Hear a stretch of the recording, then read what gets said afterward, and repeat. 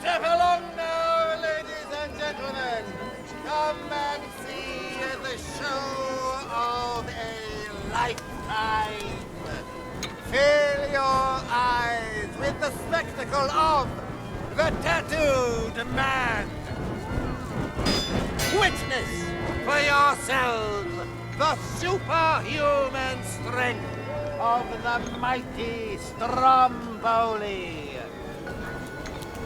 He can take on Samson, Goliath, and Hercules with one arm tied behind his back, and still have strength to dig their graves. Come along now, ladies and gentlemen. The night won't wait forever. Come and see the amazing Pearl. She lives in water. She sleeps among the waves. She can reach the bottom of the oceans. She has swum the 7 seas. She is the nearest thing that you will ever see to a living mermaid. She will take your breath away.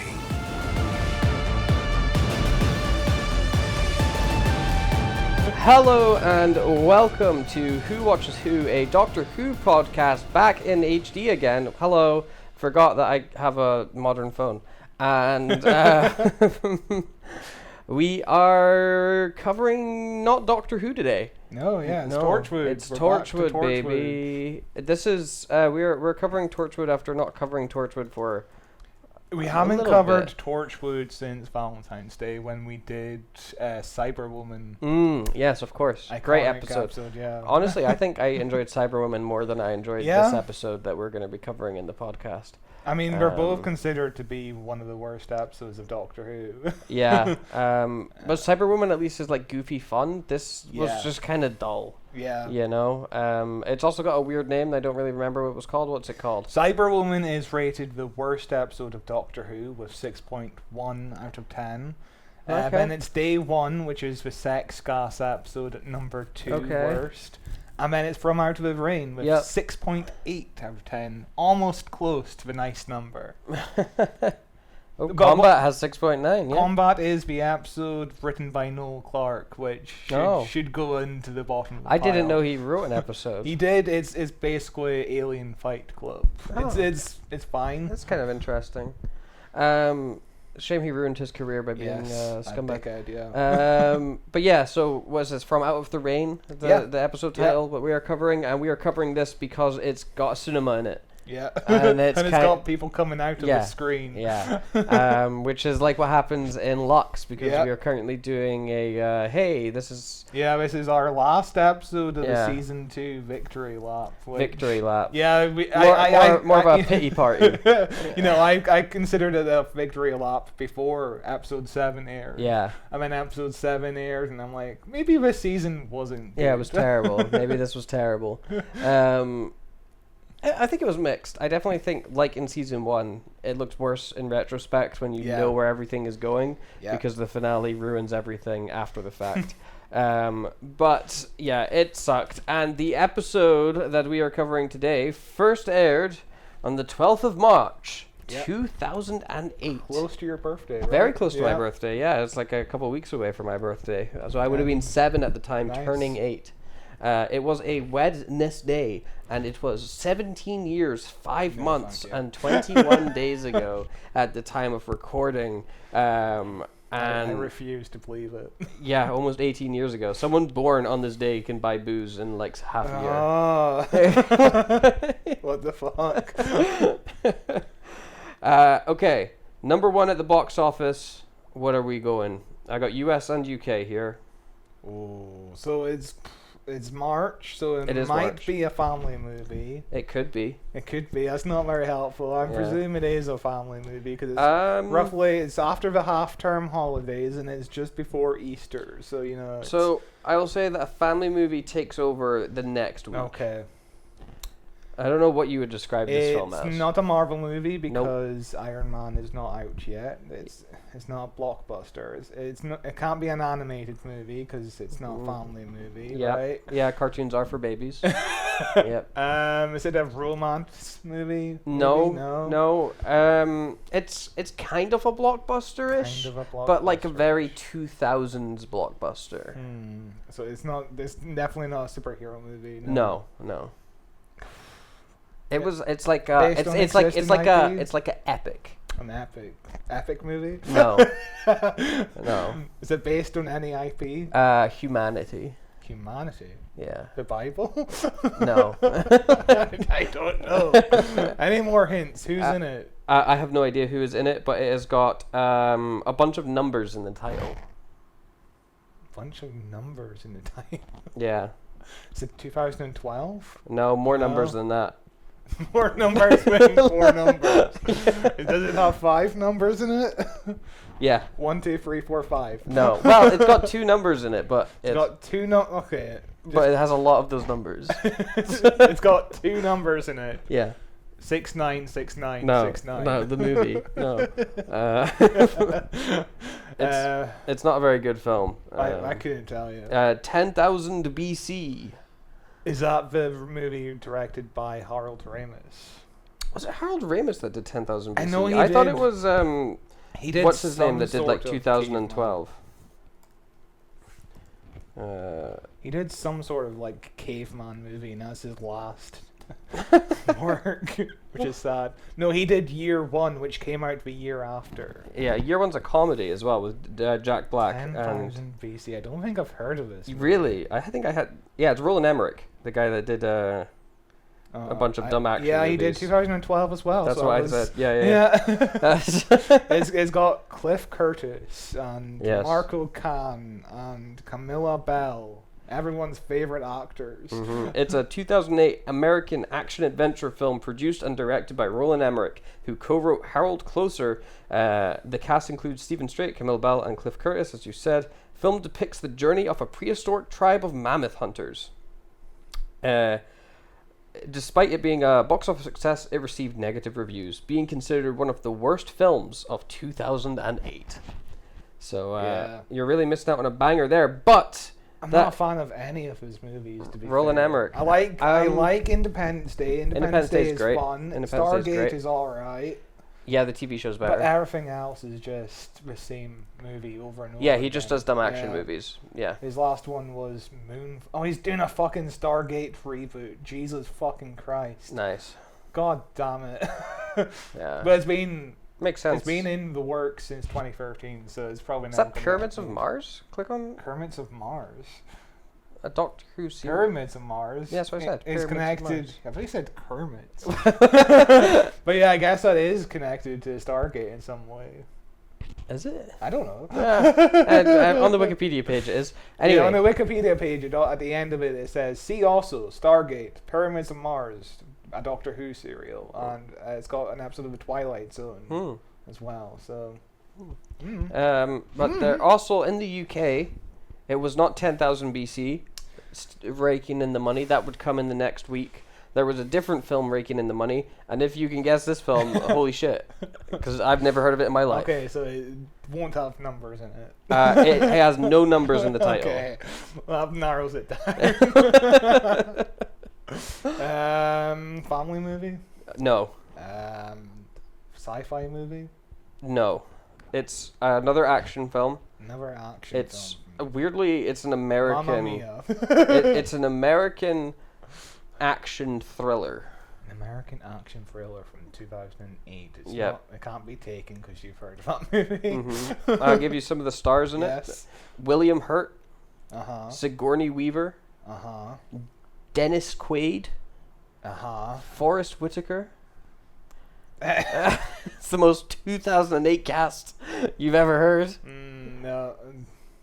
Nah, I don't know. No, I've never heard of it either. It's called Vantage Point. It's an American political action thriller film directed by Pete Travis and written by Barry L. Levi. The story focuses on an assassination attempt on the President of the United States, we can only hope, in Salamanca, Spain, as seen from various vantage points of different characters. Nice.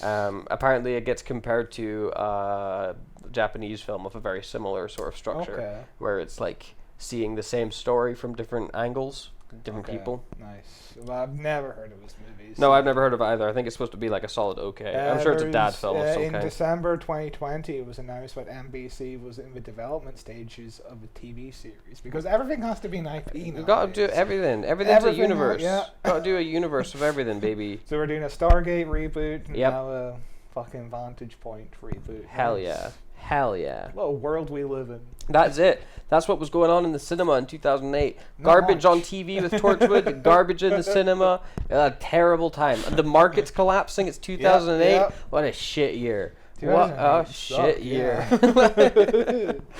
Of course, we're doing Torchwood from Out of the Rain. This episode was written by Peter J. Hammond, who was born sometime in the 1930s, which makes me think he's a bit too old to write Torchwood. You know, Torchwood is a sexy show. What's not sexy about an old man from the 30s? He began his on-stage writing career in the late 60s, where he became a script editor on Z Cars. That's like the 16th time this year I've mentioned Z Cars. It was a soap opera in the 1960s, back when soap operas were like popular, popping on off. TV all Everybody the time. loved soap operas. Nowadays, there's only like 5 soap operas, which is a shame, because that's where most people start their career in the industry. Yeah, that's true.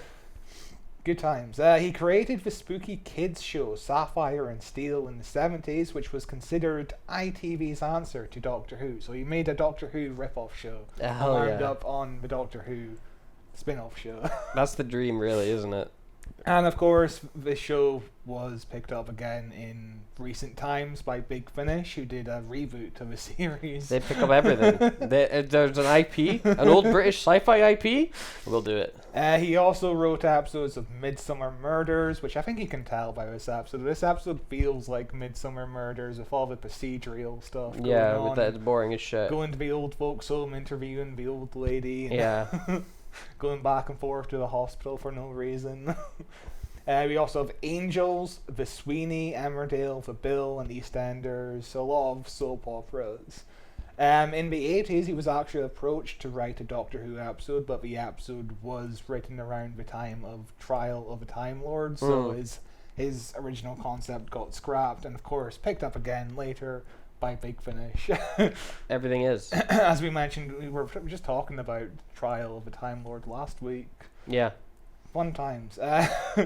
He also wrote Small Worlds, the Torchwood episode with the fairies and the pedophile, which is a very strange Torchwood episode. Yeah, I've seen that episode. Yeah. So his 2 episodes are really supernatural, and not at all sci-fi. Yeah, which, Doctor Who's been leaning into that more recently as well, that idea of the supernatural instead of sci-fi, which is just not interesting to me. That's not Doctor Who. Yeah. I mean, it could be interesting, but they just haven't found it I guess, but route. I always find supernatural stuff to be a bit like of a cop-out, because it's like you can do a weird funky thing and not have to explain it it just happened because the magic was there.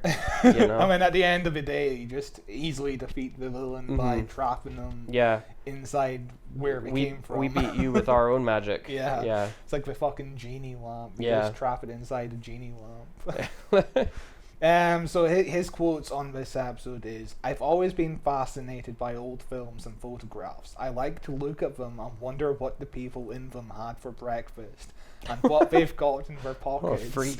Little freak guy. He was also inspired by childhood fears of traveling circuses. They come and go overnight, but they're always out there somewhere. He was frightened by the circus in 1940s Pinocchio, which, of course... I'm sure when he saw it was brand new. Yeah.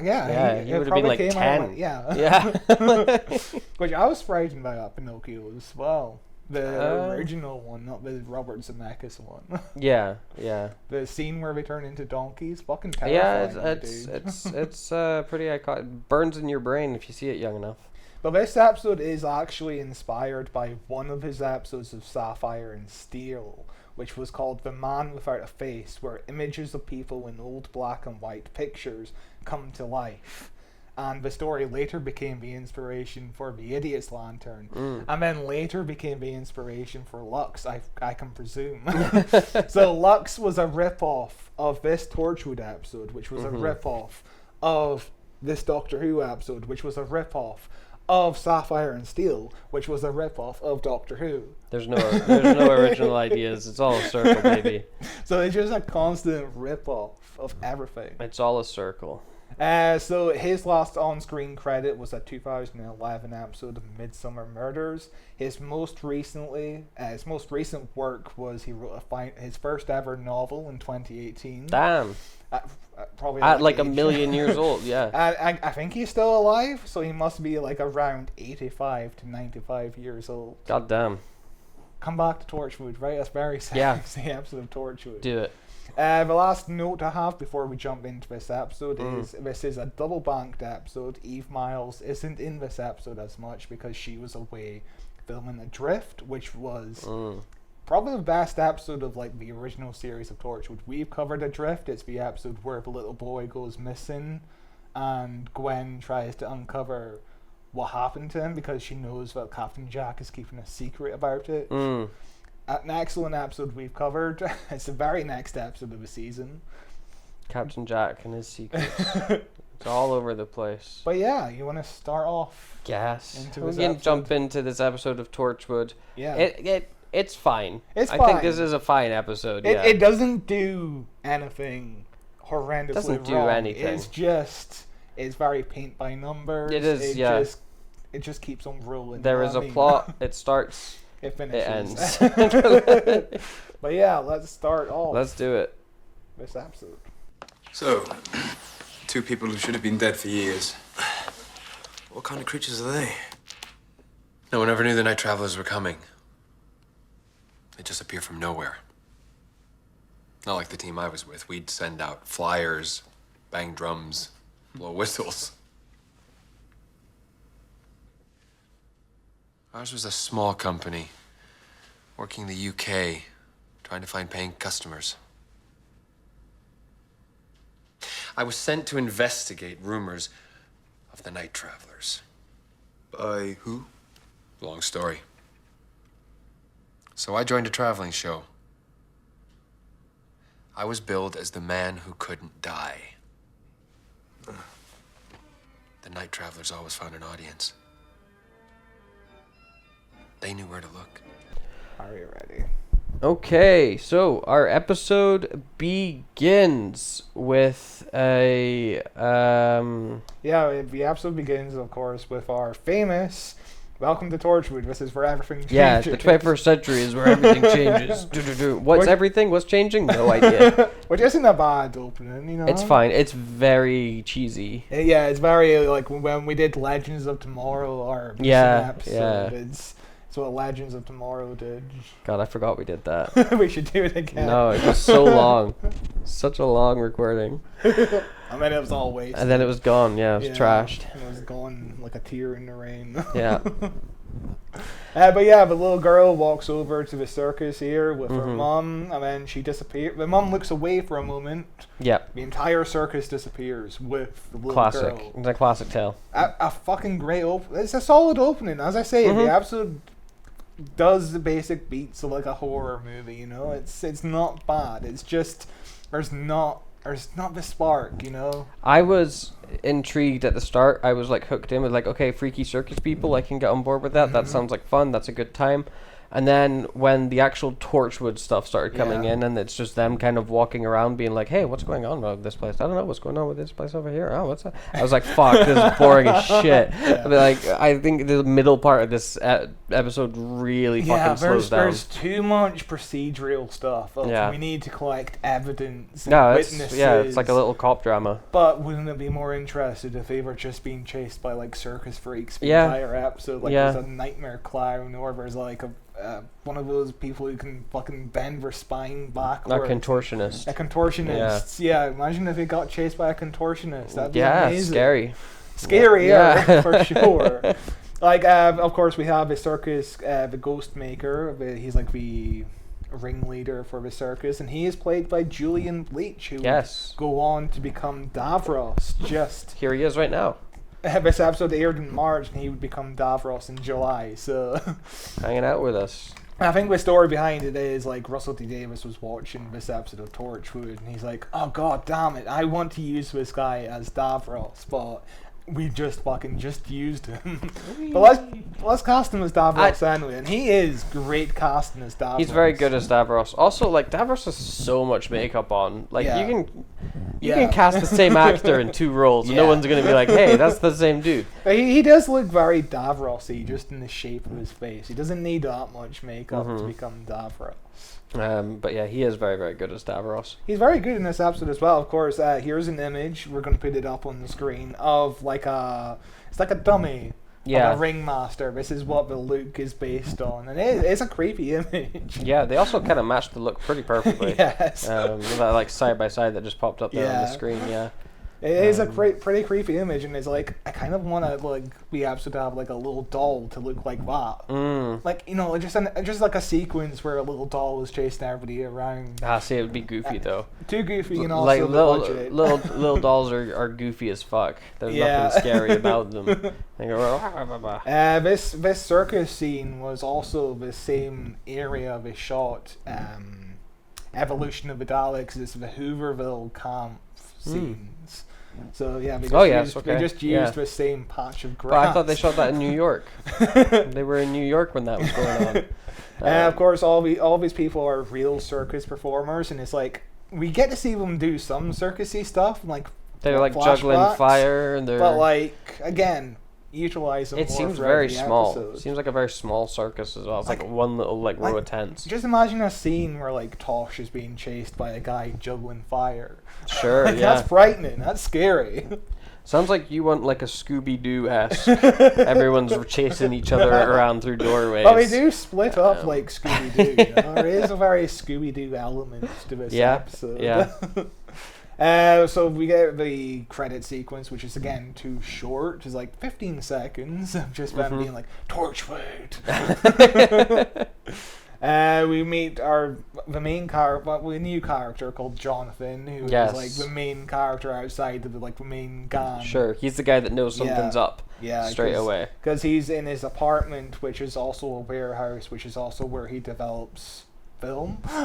It's an interesting place to live. Yeah, and it's also the set of the Sarah Jane Adventures attic. Oh, right, okay. It's the same set, just reused. Huh. You couldn't tell. No, it's so. I mean, to be fair, it's all dark and there's film everywhere, you know.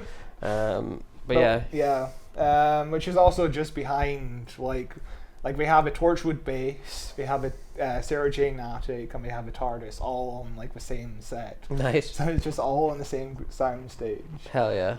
Of course, Julian Bleach appears on the footage that he is trying to convert for the opening of the cinema. Yep. Which is very creepy and spooky because it's just supposed to be footage of like Cardiff essentially, but it's got this weird circus guy waving you in. He's like, "Hey, come here, pal. Come on." But when something spooky happens, the wind blows the window open. Wind bursts open the windows so that our guy can't cut the film to cut out the guy, and then he like film records over the footage. Yeah, I guess the film print has like a mind of its own. It also just reconnects or something. I don't know. It's like a supernatural. Yeah, it's very too vague. You can't. There's never an explanation or a vague explanation or even a theory of where the ringmaster, the ghost maker, comes from. Yeah. If he's human or if he was once human or he's just there, you know. He's just an entity. I don't need everything to be explained, but like characters should be asking these sorts of questions, you know, kind of coming up with their own theories. I mean, characters don't necessarily ask questions so much in this as they repeat information. Yeah. Like one person will say something, the other character repeats it, and then another third character comes in and repeats what both of them said. No, you can tell this was written by the guy who wrote a lot of Midsummer Murder episodes, because Yeah. I've never seen Midsummer Murders. It's very procedural. It's very boring. It's very, let's go to this witness and ask them to relay the same information we just saw 5 minutes ago. Yeah, it's literally we see the scene happen, then people talk about the scene that we saw just happen. But while he's looking at the footage, we keep cutting back to Jack, who's, I guess it's late at night, and he's got his coffee, and he hears organ music playing out of nowhere. Again, spooky imagery or spooky sounds. Terrifying. It's like there's like a whole checklist of, okay, we can do this trope, we can do this trope. Yeah. It's a very tropey episode, for sure. This is maybe the most generic-y kind of Torchwood episode, you know, where it's middle of the pack. Yeah. It's just there's a monster kind of, they deal with it, the end. Yeah. It just doesn't do anything new with the format. It does nothing at all. Yeah. Yeah. But when we cut to the cinema where Yanto is investigating some rift activity, which is, of course, the big MacGuffin of this series, where, if you remember, the Doctor parked the TARDIS in Cardiff Bay and then caused the rift to happen, and then now we have aliens coming to Cardiff every week. Just perfectly set up a whole spin-off show for us. Thank you, Doctor. I miss spin-offs, honestly. Oh, well, you're in luck, because the war between the land and the sea, baby, that's coming out soon. It's coming out. It's Denver Broncos. We have to wait for that to air to find out when Doctor Who is being renewed and what shape is going to be renewed. It's not. It's going to be BBC iPlayer exclusive. It's going to air all at once. It's going to be great. Yep. All 4 episodes. But yeah, Yanto's a big fucking nerd in this episode. He's really excited about this cinema opening for whatever reason. It seemed like a cool time. I don't... Like, you get to sit in an old-timey cinema, see some old reels of film. Yeah. I think I'd maybe try to go to an event like this if they were to play something, you know? Yeah. We do have our old cinema reopening soon, maybe. Belmont, at the... There's a event happening this weekend, the Belmont Bash. They're letting people in early to take a little look around at the new renovations. Nice. Yeah. I've been there a couple of times. It's all right. They played my movie there. Yeah, we played my movie there. Yeah. And everybody laughed and clapped. You weren't even there on that. No, I wasn't. Yeah. Coward. Yeah. I was sitting there cringing. At your movie, not mine. No, everybody was laughing at your movie. Yeah. Because it was a comedy. They were not just mean. Rogue cop. Yeah. Good classic. Times. Goddamn, long time ago. But yeah, Yanto talks about going to the cinema with his dad, and then in the last episode of Torchwood, which would have been something borrowed, I believe, he talks about his dad being a master tailor, which of course, yes, I remember this. Yes. In Children of Earth, we found out that was a big fat lie. His dad worked at Primark or Primark, whatever you want to fucking call it. Is it Primark? I think they want it to be called Primark, but it's definitely Primark. Yeah, we adopted Primark, and now the new ad campaign is pronounced Primark. Yeah, which is just not going to happen. No. It's too clunky to say. Primark, fuck off. Jonathan is running late. His parents own the cinema, and we're upset with him being late. Yeah, because he's got the reel of film. Yeah. And yeah, it's fine. I find this opening, like everything in this episode, everything takes forever to start. Yeah, it does. It takes forever to anything to actually get moving, you know? But yeah, Jonathan comes in late. He arrives, he opens up the film canister. Oh my god, spooky organ music is playing again. How spooky. Anyway, let's ignore that. And then now Jack is on his way to the cinema, and we see him just casually just driving, having a nice time. He's just driving down the road. Yeah. It's some weird pacing. Yeah, do we need to see Jack driving there? Not really. How else are we going to see how he got there? You know, we could just cut to his parked car outside. That's like a night's. That's like a night's filming. Just filming him driving down the street for like 2 hours. It's this thing that they teach when you're like learning film and stuff. Yeah. Is like when you're not confident in your story or your audience, you show your character get up, put his shoes on, go out the door, walk down the street, and go into the pub. If you're confident, you show your character in the pub. Yeah. And you trust that like, your audience knows that he didn't just teleport there. You know? This feels like such a paper thin plot. It's like it's supposed to be like 25 minutes rather than 45 minutes. If you put this in a 25-minute episode, it might be decent. Yeah, well, the first 20 minutes of this, you know, nothing happens. Yeah. Absolutely nothing happens. We get an introduction to the villains, and that's it. That's half the episode. Yeah, it's very much written like 1980s Doctor Who. Oh, yeah, yeah. Which makes sense, because this guy wrote 1980s Doctor Who once, and then his script got scrapped. Yeah, tragic. Script got scrapped. Script got scrapped. That's decent. That's a fun thing to say. So it's time for the movie to start. The owners joke about seeing dead relatives in the film, and then it turns into a thing between Owen and Gwen. Yeah. Where Owen's like, oh, there's your granny, and she's drinking gin. Yeah, it's terrible. It's like really bad and banter. then Yanto is really upset about the banter. Yeah. Why did Owen go? I don't know. He doesn't seem like he wants to be there. No, he doesn't. He's need just to like, be as there. soon as he sits down, he's like, this is shit. You only need 2 people there. Yeah. Yanto, because he's really interested in this, and Gwen just as backup. A witness to the weirdness. Yeah. Yeah. The film turns into footage of the circus, and then like 45 seconds, Jonathan realizes, oh my god, there's footage of a circus here. It was supposed to be just Cardiff's Hope They're Street. watching the circus like loop for ages, and then when the like guy shows up and he's like, yeah. that's when he's like, whoa, wait, I've seen this before. It's like he forgot about what he just discovered like 20 minutes ago. Like, he was just developing the footage, and it's like, it wasn't supposed to have circus footage, so why are you just sitting there watching the circus footage, pretending things are going to plan? It's really bizarre. But then suddenly Captain Jack Harkness appears in the film, which is a plot point that I remembered being such a big deal to this episode, and then I just revisited it. It's really not. It's nothing. He's just like, it's just there to have a scene where he talks about it. And you find out about Jack is in the film about 7 minutes in, and it takes like 13 minutes for Jack before to he even explain talks about it, why he's in the film.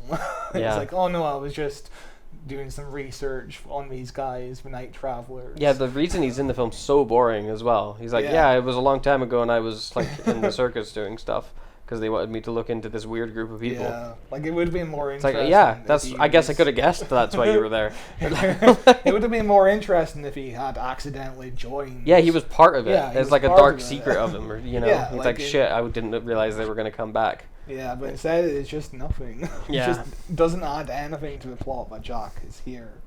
Very bizarre, but then is the circus footage all part? Because he says he was in a different different circus. He was in a different circus, and somehow that footage is also being it doesn't make sense. You're right. It's dumb. It's dumb. Doesn't There's make a lot of sense. things that doesn't make sense about this episode. Suddenly, they shut off the film, and as everybody's about to leave, Yanto notices like 2 shadows on the wall, which is of course the Ghost Maker and Pearl escaping from the screen, which doesn't make sense why you only see their shadows. Like those shadows must be coming from somewhere. I guess, yeah. Because they've escaped from the screen. It's spooky though. They're walking around in real life. Shadows are spooky. But we kind of act like Yanto's crazy for seeing Jack. We're kind of like, they're like, don't believe him. Wasn't. Yeah, what the fuck? Even though like everybody at this point knows Jack's immortal. Yeah. Yeah. So. I believe. Yeah. They definitely do. Yeah. I think we found out in the end of season 1, I believe. It's been a while since I've gone through the entirety of Torchwood. Weird show. Yeah, it's pretty inconsistent. We cut to Torchwood. The screens are flickering, and Tosh is like, "Oh my god, what's happening?" That's all she does in this episode. She just sits behind screens. What's going on? She doesn't do much in the show in general, which is a shame. Yeah, it's weird that a show, because it's got quite a small cast, still struggles to find stuff to do with its characters. Yeah, there's no character motivations for anyone. Like, nobody in this episode really does anything. All the lines of dialogue could be given to anybody else, really. Yeah. There's nothing to these characters at all. It's like you just... it's a pretty nothing else. It's a very forgettable episode, you know? So Jack eventually arrives at the cinema. Yanto catches Jack up to some of the plot that's been going on, and we have to listen to some of the plot. He also catches us up as if we weren't watching it for the past 10 minutes, you know. And then he's like, "Oh my God, Jack, you were in the show." And then Jack is like, Jack doesn't explain why he's in the film. He's just like, "Oh, we are angry about being taken over by cinema." Basically, is what he's. Yeah. Cinema killed. It's the crazy. traveling shows. When they said Jack was in it, I legit thought it was gonna be a dramatic plot point for Jack, where it's like a dark secret of his, and they like tease it out, like Jack, you're in there. Tease it out, and he doesn't really acknowledge it at first. Yeah, it's really annoying. It feels like there's a secret, but there's no. It's not. He just doesn't want to tell it right there. Just basically explain, like 80 years ago. I'll explain it later. These people. Yeah. He just does not explain, and the whole idea of like cinema killing the traveling show is just something I can't connect to, because we still have circuses that travel around. Yeah. Like, I don't really understand the concept. They feel like different events. Kind of, but at the same time, they're kind of the same nowadays. I guess. Like, the circus, like, I guess the traveling show and the circus are different entities back then, because the circus is more like animal kind of stuff. But nowadays we don't have animals. It's just people doing. It's just stunt shows mostly. Yeah, it's just stunt shows. Yeah, I don't know. I don't understand the difference, but I don't buy into this anything's dying nonsense. It's all like the cinema's dying. They've been saying that since I was a kid. Yeah. There's still cinemas everywhere. I mean, the cinemas aren't doing great, but also I don't see it going away. I don't think it's going. Movies make billions of dollars still. Yeah. Like the cinema's dying. Here's 8 films that made $1 billion last year. As with everything, it just constantly goes up and down. Yeah. It's like in 2005, cinemas were considered to be dying because the box office that year was because really the movies bad. were dog shit. Yeah, like Charlie and the Chocolate Factory. Yeah, maybe make good movies and people will want to come see them. But yeah, we cut to a bus stop where a woman is on the phone, where her opening line is, "Hello, I am at a bus stop by Hope Street." That's her opening line. She's on the phone talking to her parents. Yeah. Asking for somebody to pick her up, but no, nobody will pick her up. No, they hate her. They hate her a lot because they don't even come visit her in hospital. The mum won't even wake up her dad Yeah. to try and pick her up. Yeah, it's like just a vulnerable woman just sitting at the bus stop in the middle of the night.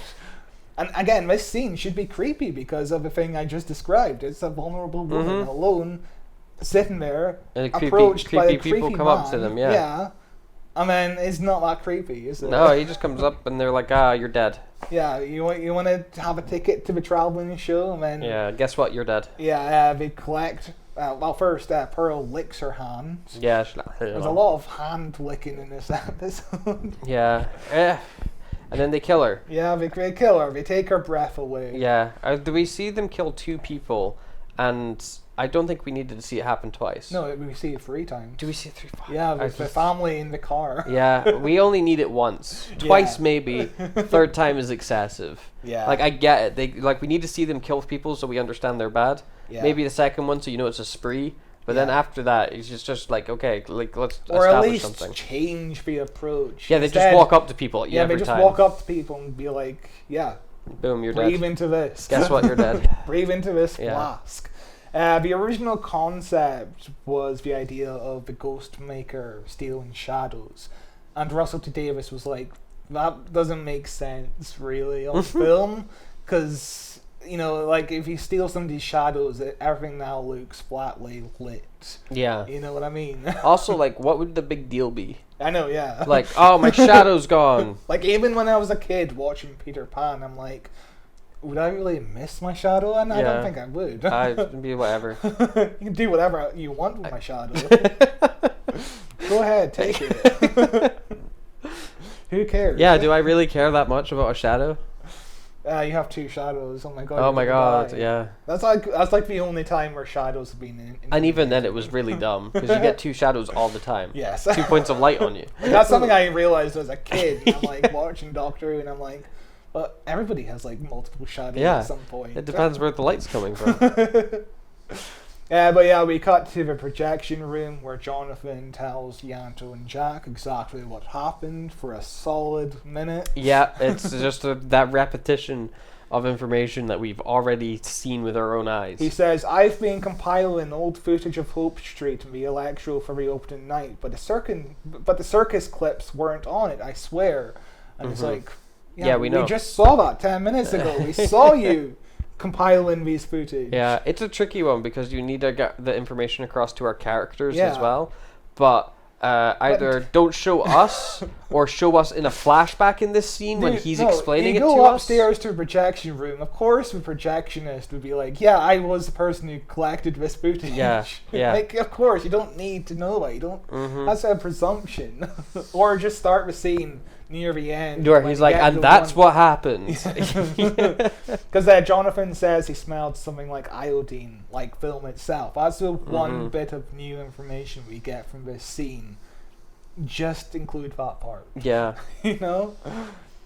We get Tosh phoning Jack, telling something spooky is happening, and she found rift activity coming from near the Electro. She's talking about the bus station nearby on Hope Street. I'm at the bus station on Hope Street right now. And then we go back to the bus station on Hope Street. Yep. Could we not just have a Torchwood gang arrive? Just arrive at there, yeah. No, we need them to know that it was the bus station on Hope Street. Need to watch footage of Tosh telling Jack about the bus station. Otherwise, how did they get there? But basically what we learn from this scene is the woman is dehydrated. She's got a heartbeat, but isn't breathing. She's got no saliva. That's all we get from this information, from this scene, really. Yeah, it's whatever. It's boring. And then we get basically the same scene again of the ghost maker and Pearl going up to a woman in a diner. Yep. Same thing happens. The second kill. I don't need to tell you anything else because we just told you exactly what happens. It happens, and then they take him into hospital, and they're like, "Guess what? The same thing happened again." Yeah. The Torchwood team go to the hospital. They talk about, the hospital believe that the first woman is in a coma, but Owen is like, no, that isn't right. It's like the spider stealing liquid off of its victim. Yeah. But they've left the victim just alive. Yeah. So a coma. Yeah. But yeah, the waitress comes in with the same condition. Jack believes that some part of them have been taken elsewhere. For a body to be alive, there must be a life force somewhere. Sure. Which I guess is technically true because later on in the episode we see them just standing around like ghosts. I don't really understand.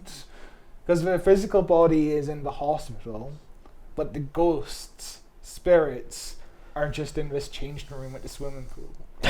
I don't understand. Such a weird... Spooky. It is spooky. It's spooky. Yeah. Spooky ghosts. That's all that matters. Was it spooky? Kind of.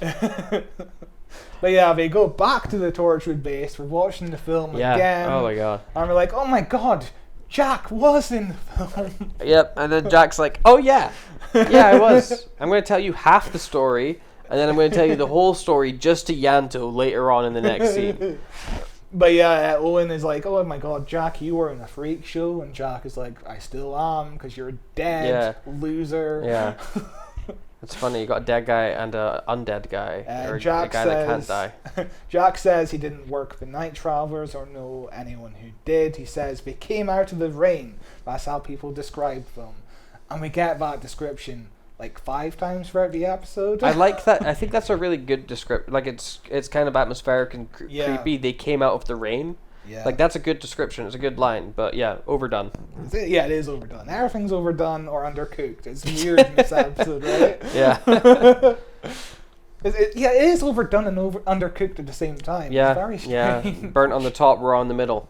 But yeah, Yanto is really invested in this mystery for some reason, which makes you think he might be the main character, the main central point of this episode, but he's not really. He doesn't. It's weird. Much. Yeah, it feels like he should be because like he's the one going to the cinema. Yeah. He's the one that spots Jack. He's the one like leading all of this. He's the one who's interested in the history of Cardiff. He's the one who should be driving the plot forward. Yeah. But he is just as disposable as any other character throughout the episode. It's very weirdly scripted. It feels like it needed like 2 more drafts.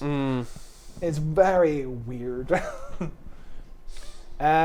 Yanto eventually realizes that Pearl and the Ghostmaker are both missing from the film. It's just a blank slate. Yeah.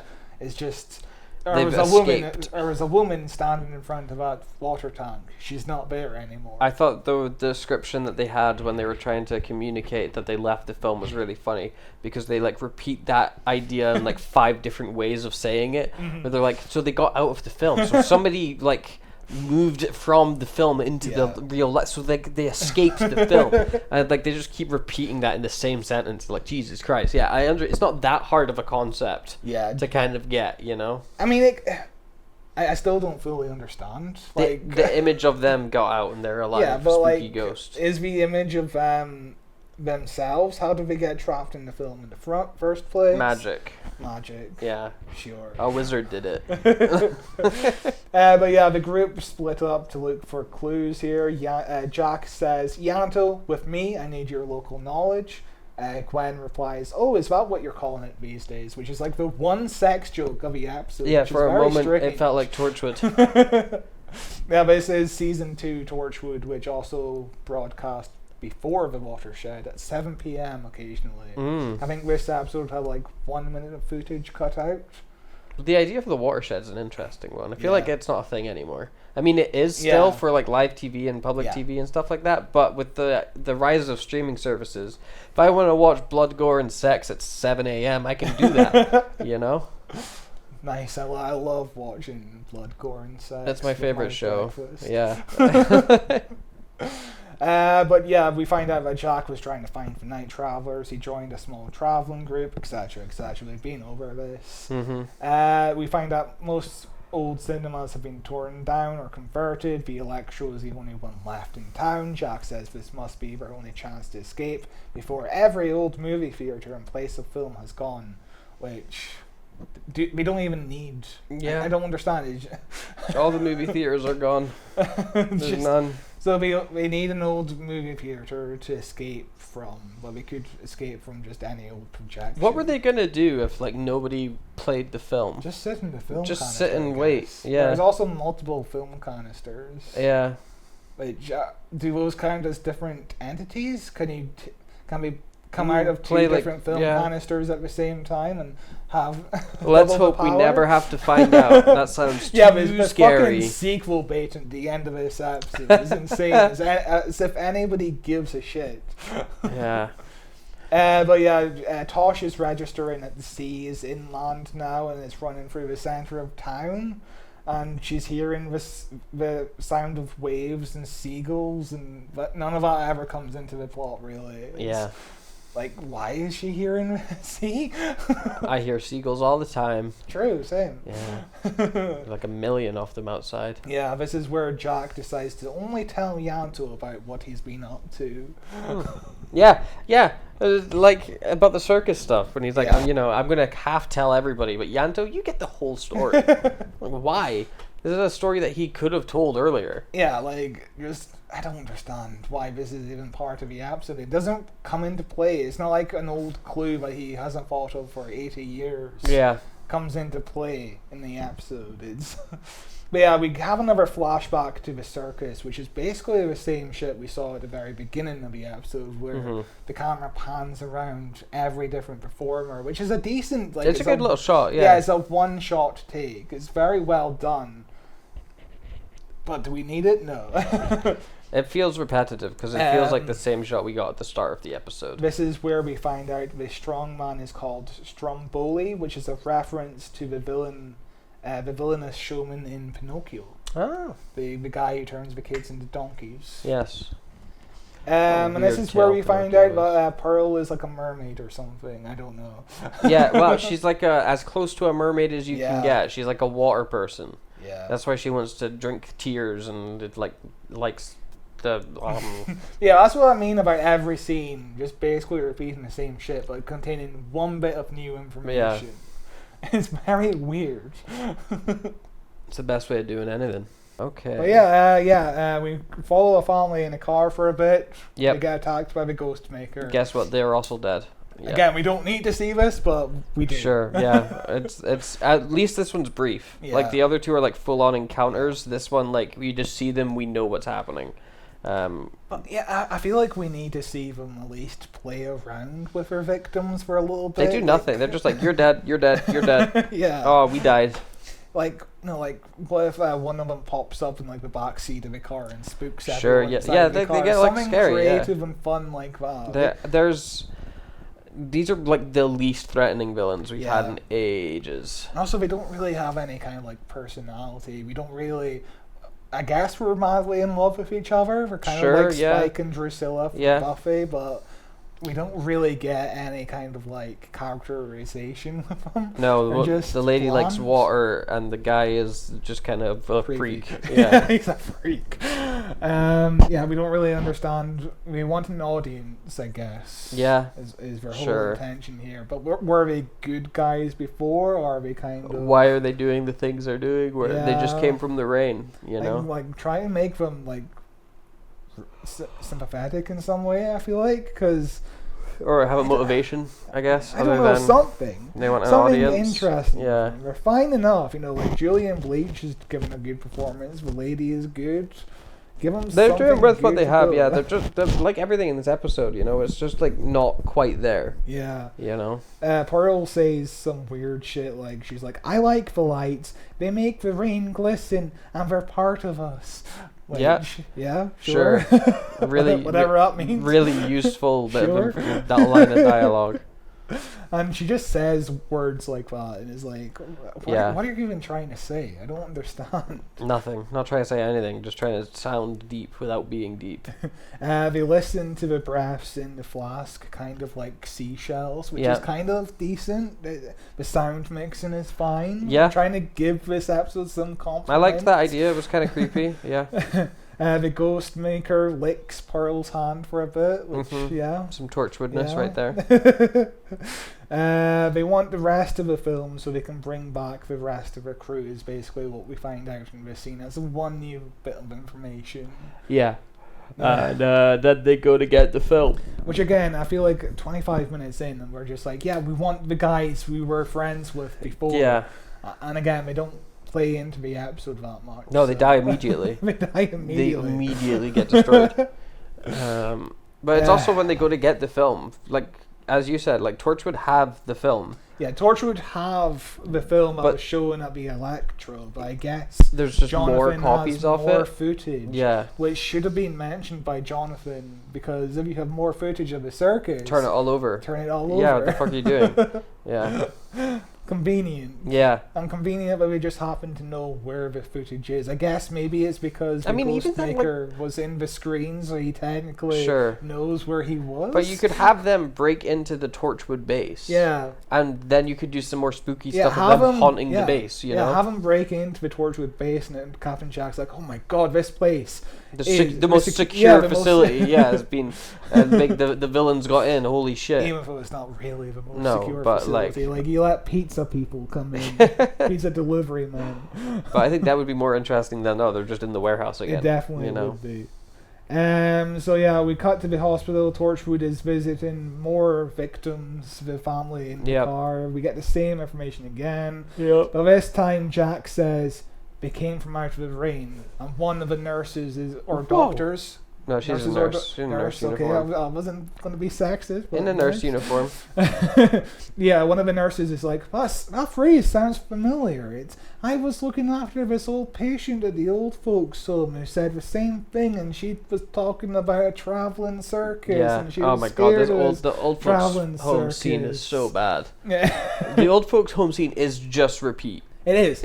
It absolutely is. Beat for beat repeat of everything we've seen up to this point. But the idea of this one nurse is somehow connected to the old lady, I guess. One of the girls who was... I don't fucking care. I guess it's more interesting than just like Tosh finding on her computer, hey, there was an old lady that was institutionalized. It's very convenient that this nurse is connected in some way to the plot. Yeah. But we cut to the old folks' home, and Jack and Yanto interview the old lady from the movie Duplex, or Our House, it's called over here for some reason. Our House. In the middle of our street. In the middle of But our house. A Duplex, decent movie. It's directed by Danny DeVito. It's got Ben Stiller, Drew Barrymore. It's a fun time. She plays like an annoying older lady who lives in the duplex with Drew Barrymore and Ben Stiller and Drew Barrymore plot to kill her. All right. It's very funny. But yeah, this old lady is irrelevant to the plot. She's like, "Oh my god, your eyes look old," and Captain Jack is like, "Is that a good thing?" And she's like, "No, it means you're alone, you're a loser, you're a freak. You're a dumb, losing, freaky You're from dork. nowhere. You suck, you freak." And then she basically just gives a description of the ghost maker. She just talks about the entire episode again. She's like, well, it opened up with the Torchwood intro, and then it, like, and then the opening credits came up, and we get a brief little look at Pearl, who's just washing her face. She goes into like the changing room where a bunch of ghosts are just standing there spookily. Yeah, scary. Again, it's like basic genre tropes, but you don't do anything new with. It's just, oh, this is a point of the episode where we should throw in something spooky, so let's just write this little part of the episode. Yep. There's nothing going on. We cut back to Torchwood, where Gwen finds examples of the night travelers attacking in the past. Oh my god, this family was found dehydrated. It's so dull, isn't it? Isn't it just so dull? It's just the same fucking information over and over and over and over again. The one positive I would say about this episode is you would never be able to tell that Eve Miles wasn't on set all the time. No. She's just around. She's just floating around the episode, but so is Tosh, so is Yanto, so is Owen. Everybody's just kind of floating around. There's not really a main character in this episode. No. Which again, Yanto should have been the driving force. Yeah.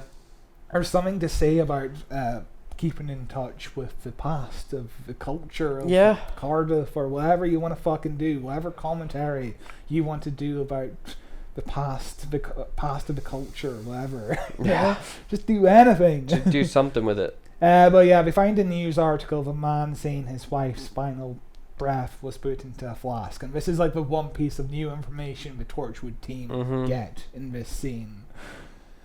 But we cut to Jonathan in his warehouse again, where his flat is for some reason, and his flat has been raided by the ghost maker, who is looking for the film prints of his old friends.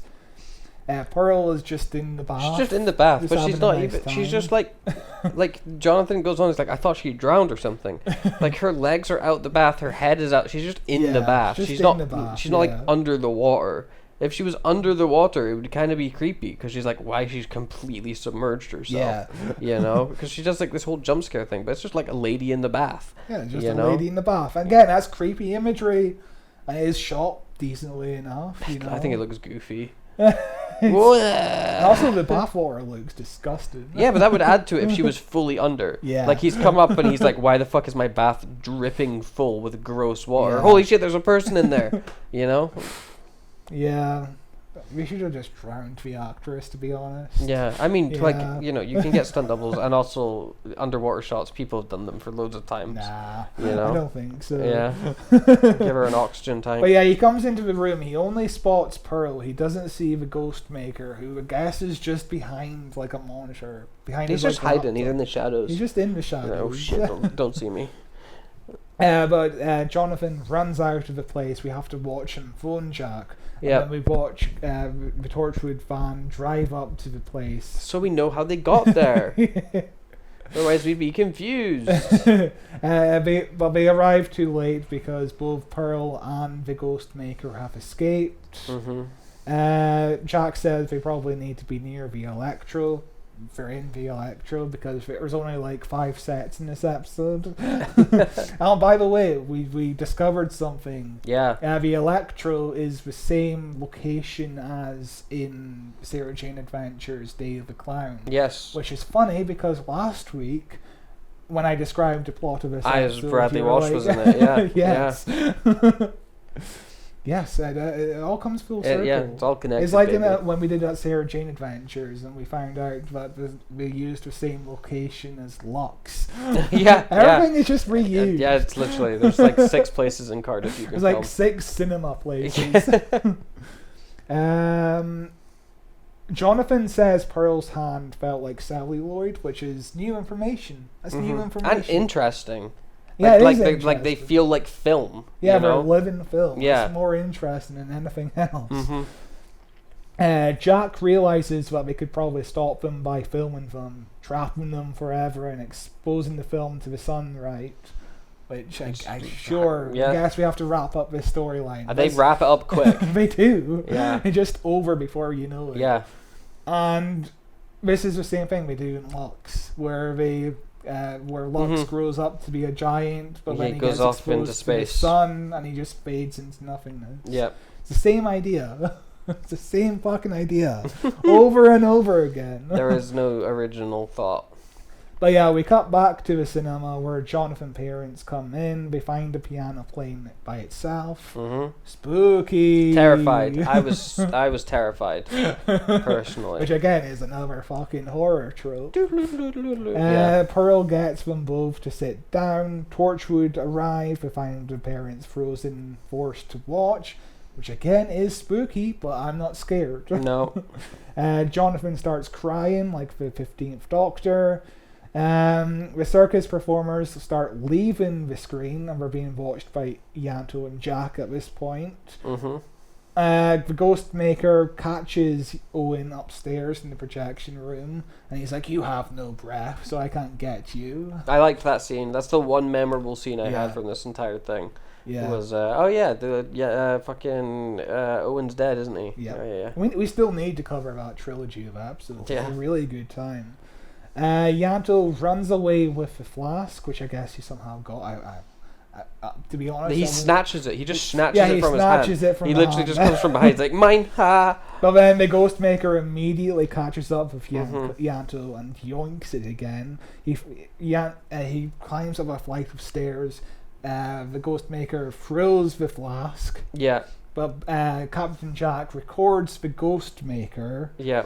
Yanto catches the flask and everything is alright. Well, the episode just ends. Well, almost. He pulls out the film. Of course. That kills the ghost guy, and then also all of their voices spilled out, so all the ghosts are dead except for one kid. Yeah, the flask was open as it fell, and most of the ghosts were ghosts in Doctor Who. Yeah. What is going on? Cybermen. The ghosts, the souls, the spirits, they all died except for one kid who was still inside the flask. And then we're supposed to be really happy that this one kid survived, even though his entire family his whole family is dead. And he's going to spend the entirety of his life what the fuck happened? Guilt. Why did this go on? How did this happen? What's going on? So his life is even more miserable than he would be if he just died with his entire I don't know. family. Hopefully he's so young that he's got like no memory of it. I would hope so. I hope it's a repressed memory. Yeah. That's horrific. Yeah.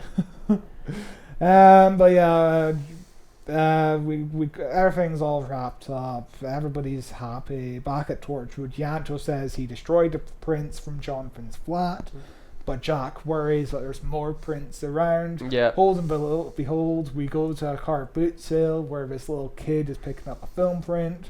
Oh my god, it's got the fucking ghost maker and Pearl in it, because when he drops the film canister, organ music starts playing, and for some reason Captain Jack hears the organ music from inside Torchwood. It's spooky. Yeah. And of course everybody knows we made a sequel after this. It's a super popular episode, everyone loved it. Yeah. No, we didn't. But that's the end of this episode, and it sucks. It sucks. It's so bad. It's nothing happens and then it's over. It's maybe one of the stinkiest episodes of Torchwood we've covered. Like, at least Cyberwoman is funny. Yeah, Cyberwoman is funny. It's fun to make fun It's of. goofy and weird, and it has like a weird intrigue. She's like, what the fuck is going on in this? In this one, I'm just bored. Day one, the sex gas episode, which is rated lower than this, at least has sexy moments. Yeah, like that's so early in the show that I think it's kind of forgivable, because it's like they're still trying to figure out. Even Cyberwoman, that's like episode 2 or something. And also, for me as a kid watching Day One, I was like a 9-year-old. Yeah. That was insane. Yeah. Like, I didn't even know what sex was. Never mind the idea of sex gas that destroys people. But from Out of the Rain, it's directed well, it's written fine. It's not the worst piece I think it's just generic. Ever. I think it's just bland. Yeah, it's just too generic. It doesn't feel like Torchwood. The cast members have nothing to do. There's there's no jokes to laugh at. No. Usually there's some kind of there's funny like no moments in levity. Torchwood. There's like almost no character. Nobody feels like a character. No. They're just there to say lines of dialogue to move the vague plot forwards, you know? Feels like a really shitty episode of like the X-Files. Yeah, it does feel X-Filesy. But yeah, it sucked. But yeah, that's a Thumbs shame. down. The next episode that we did, the next episode that came after this episode is Adrift, which we covered, and it is one of Chris Chibnall's best scripts on both shows.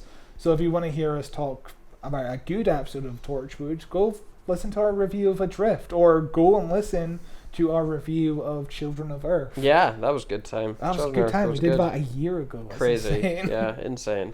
But yeah, that's it. That was terrible. What have we got coming up next? Old Scotteroony. Next up, we have the Silurians, episode 1 and 2. Oh my god, it's gonna be bad. We are getting ready to cover the Sea Devil show. If it ever comes out. The war between the land and the sea. If it ever comes out. So of course we have to do the Silurians. Yep. And then we have to do the Warriors of the Deep. Of course. Sometime later this year in November. Because that is the famous or infamous crossover between the Silurians and the Sea Devils. So I am I'm very excited to catch the Silurians in 2 weeks' time. Silurians, that's a 7-part story. Fucking hell. Yes. It's going to be bad.